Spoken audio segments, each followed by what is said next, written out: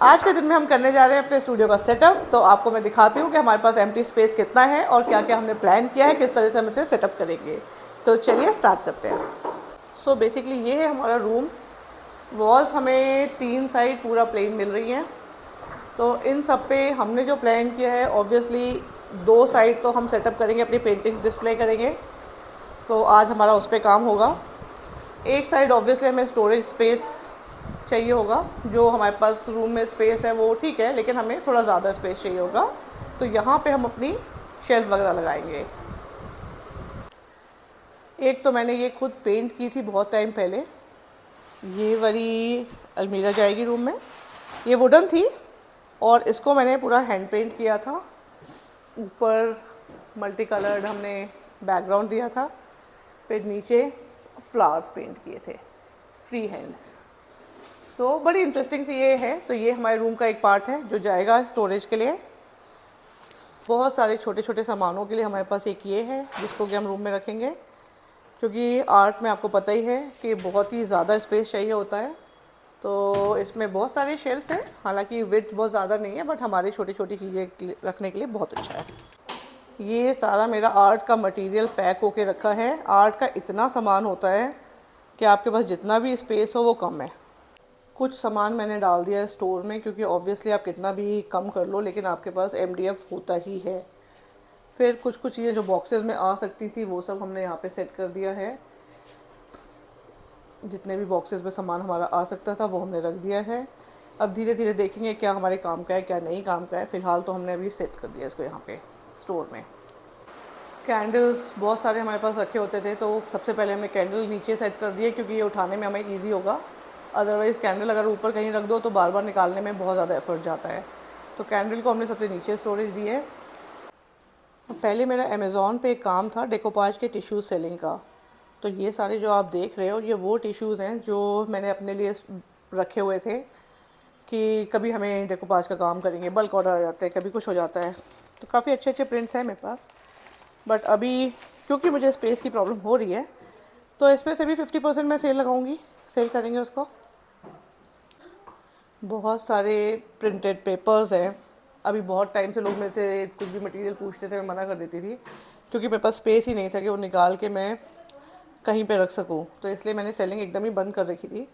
अब मेरे पास जैसे मेरे अमेज़ॉन पे इस तरह का भी पहले पेपर्स जाते थे A4 साइज़ में, जो टेक्सचर पेपर डेकोपाज में यूज़ होते हैं। तो धीरे धीरे अब सामान सामने आ रहे हैं, तो अगर देखेंगे कि किस तरह से इसको सेल करते हैं या यूज़ करते हैं। रेज़न की हम विद मटेरियल पहले वर्कशॉप करते थे, तो उसके लिए हमने काफ़ी सारा सामान खरीद रखा था किट बनाने के लिए, जो कि अब यूज़ होगा क्योंकि हम वापस से ऑफलाइन और ऑनलाइन क्लासेस स्टार्ट कर रहे हैं। तो बहुत पहले मेरा मटेरियल सेलिंग का भी काम था। मैं अमेज़ॉन पे और फेसबुक के थ्रू, इंस्टाग्राम के थ्रू डेकोपाज के टिश्यू सेल किया करती थी। वो सब काम मैंने एकदम से बंद कर दिया था क्योंकि मैंने स्टूडियो बंद कर दिया था। बहुत ज़्यादा प्रॉब्लम हो रही थी मैनेज करने में, मेंटेन करने में। वर्कशॉप के साथ अकेले रिसोर्सेज कम थे, तो बहुत सारे रीज़न्स की वजह से सेल भी डाउन हो गई थी। मेन रीज़न ये भी था।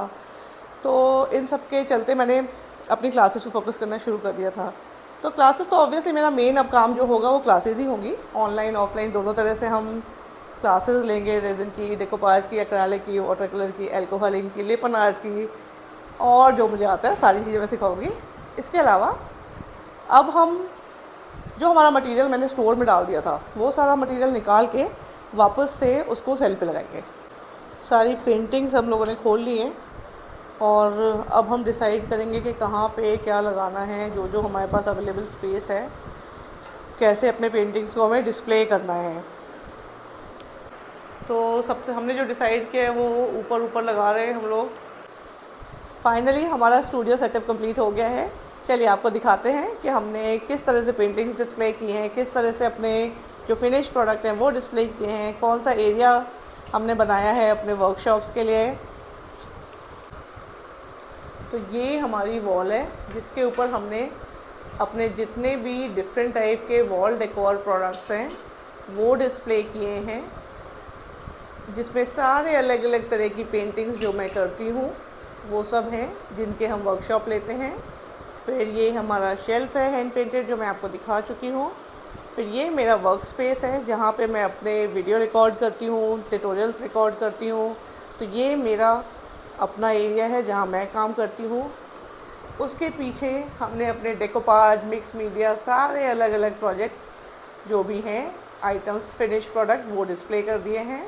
फिर हमारे पास ये हमने एक टेबल रखी हुई है वर्कशॉप के लिए, और एक और टेबल हमने यहाँ पे सेट की हुई है जिसके ऊपर हम अपनी क्लासेस लेते हैं। और यहाँ पे भी हमने अपने कुछ रेजिन के प्रोडक्ट, मिक्स मीडिया के प्रोजेक्ट डिस्प्ले किए हुए हैं। तो इस तरह से अब हमारा रूम पूरा कंप्लीट सेटअप हो चुका है और अब हम अपनी वर्कशॉप्स के लिए रेडी हैं।